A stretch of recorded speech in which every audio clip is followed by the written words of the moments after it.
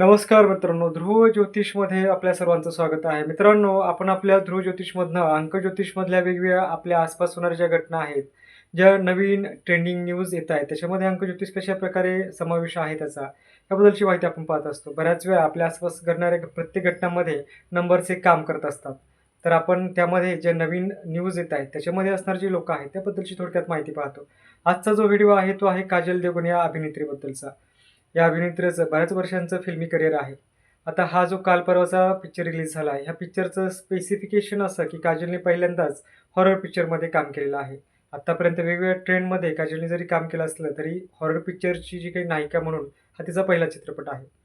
काजलबद्दलची माहिती आपण आता अंकांमधून पाहणार आहोत. काजलची जी काही जन्मतारीख आहे, तर काजलची जन्मतारखेचे अंक आहेत 5/8/1974.